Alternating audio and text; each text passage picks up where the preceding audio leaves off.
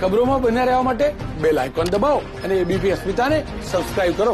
લીંબડીમાં પણ ભાજપના ઉમેદવાર ફોર્મ ભરવા માટે પહોંચ્યા છે. પેટા ચૂંટણીને લઈ હાલ રાજકીય માહોલ ગરમાયો છે. તમામની વચ્ચે લીંબડીમાં કોંગ્રેસે હજુ સુધી ઉમેદવાર જાહેર નથી કર્યા. બીજી તરફ લીંબડીના ભાજપના ઉમેદવાર કિરીટસિંહ રાણા પહોંચ્યા છે ઉમેદવારી નોંધાવવા માટે. તેઓ પણ તેમની સાથે અહીં સ્થાનિક આગેવાનો પણ જોવા મળી રહ્યા છે. જોકે માસ્ક અને સોશિયલ ડિસ્ટન્સના નિયમોનું પણ અહીં ક્યાંક પાલન થતું દેખાઈ રહ્યું છે. જે રીતે ભારતીય જનતા પાર્ટીએ એક બાદ એક બેઠકો પર પોતાના ઉમેદવારના નામ જાહેર કર્યા, તેમાં ભારતીય જનતા પાર્ટીના જૂના અને દિગ્ગજ નેતા કિરીટસિંહ રાણાને આ વખતે તક અપાઈ છે. લીંબડીમાં ભારતીય જનતા પાર્ટીના સિમ્બોલ પર તેઓ ચૂંટણી લડશે. પ્રચારના પડઘમ પણ શરૂ થઈ ગયા છે અને તમામની વચ્ચે કિરીટસિંહે અહીંથી ઉમેદવારી નોંધાવી છે. જોકે લીંબડીમાં ભગીરથસિંહ રાણા અને ચેતન ખાચર બેમાંથી એક નેતાને કોંગ્રેસ ટિકિટ આપે તેવું હાલ મનાઈ રહ્યું છે. વિજય મુહૂર્તમાં આ નેતાઓ પોતાની ઉમેદવારી નોંધાવવા માટે પહોંચી રહ્યા છે. કોંગ્રેસના પણ અલગ અલગ બેઠકના ઉમેદવારોએ ઉમેદવારી નોંધાવી. લીંબડીમાં કિરીટસિંહ રાણા પહોંચ્યા છે. અગાઉ પણ તેઓ 2 વખત તેમણે ભાજપના સિમ્બોલ પરથી ચૂંટણી મેદાને ઝંપલાવ્યું હતું. જો કે તેમની હાર થઈ હતી.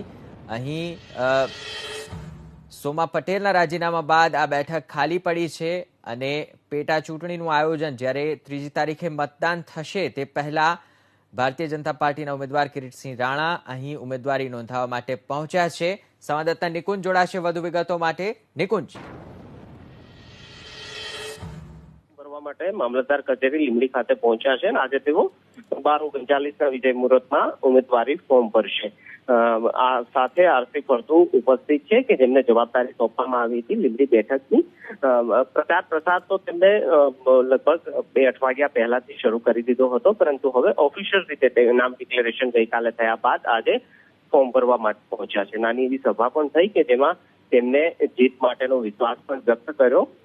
વહેલી સવારે એબીપી અસ્મિતા સાથેની વાતચીતમાં પણ તેમણે કહ્યું હતું કે જંગી બહુમતી સાથે તેઓ લીંબડી બેઠક ફતેહ કરશે.